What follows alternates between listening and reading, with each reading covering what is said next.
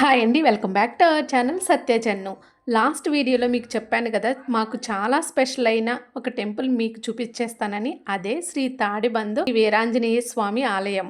ఇది సికింద్రాబాద్‌లో ఉంది. విఘ్నాలు తొలగించే వినాయకుడితో పాటు ఈ వీరాంజనేయ స్వామి కలిసి ఇక్కడ స్వయంభూగా వెలిసారు. మాకు ఆంజనేయ స్వామి మొక్కు ఉంది. కానీ అది మాకు గుర్తులేదనమాట. సో, మా రేవతికి కల్లోకొచ్చి అది తెలియచేశారు.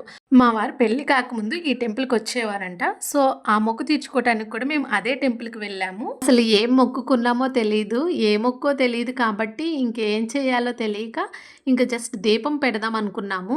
ఆ దీపం ఎక్కడ పెట్టాలి? లోపల ప్రాంగణంలో అయితే దీపం ఎక్కడ వెలిగించట్లేదు. సో, బయటకు వచ్చేస్తే అదంతా ఫెన్సింగ్ ఏసుంది. అటు సైడ్ ఎవరు ఎళ్ళలేదనమాట. మేము వెళ్ళిన రోజులో అయితే ఎవరూ లేరు పర్టిక్యులర్‌గా. అక్కడ ఒక రావి చెట్టు ఉంటే ఆ చెట్టు కింద ఒక దీపం వెలుగుతుంది. సో, అక్కడ ప్రమిదలు అవన్నీ ఉన్నాయి. సో, నేనొక్కదాన్నే వెళ్ళి అక్కడ దీపం పెట్టేసేసి వచ్చాననమాట.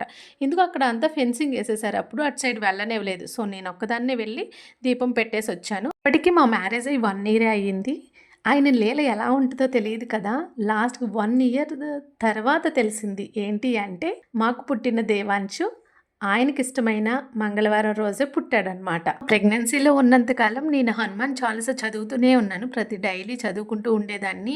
అది ఏదో పర్టిక్యులర్‌గా కావాలని చేసింది లేదు. అలా అలా అయిపోయాయి అంతే ఇంకా. ఇవన్నీ దేవుడికి చెప్తే అంటాడు, "అందుకేనా అమ్మ నాకు ఆయనంటే ఇష్టము" అని అంటూ ఉంటాడు. ఈ గుడి గురించి నాకు తెలిసిన కొన్ని విషయాలు మీతో కూడా షేర్ చేసుకుంటాను. ఈ గుడి కలియుగం నుంచి కాదండి, త్రేతాయుగం నుంచే ఉంది. అంటే ఈ గుడి 100 సంవత్సరాల నుంచి అక్కడే పూజలు అందుకుంటూ ఉంది. ఆ రాయి మీద వీరాంజనేయ స్వామితో కలిపి వినాయకుడు కూడా వెలిశారు. 1928లో ఒకరికి కనిపించి ఇక్కడ పూజలు జరిపించాలి అని చెప్పారంట. అక్కడికి వచ్చి చూస్తే మొత్తం అడవి ఉందంట.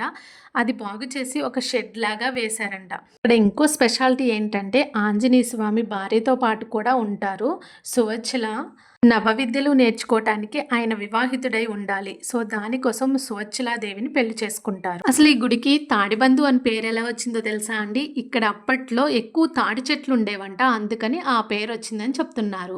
ఇక్కడ నేను చూపిస్తున్నాను కదా చెట్టు, ఇదే చెట్టు. ఈ చెట్టు కింద దీపం వెలుగుతుంది కదా అండి. ఇక్కడ ఒక్క చోటే దీపం వెలుగుతుంది. నేను వచ్చినప్పుడు ఇలా జనం తిరుగుతున్నారు కదా, అలా ఎవరూ లేరు. ఫెన్సింగ్ ఉంది చుట్టూరు. నేనే కొంచెం దూరి వచ్చి అక్కడ దీపం పెట్టుకున్నా అనమాట.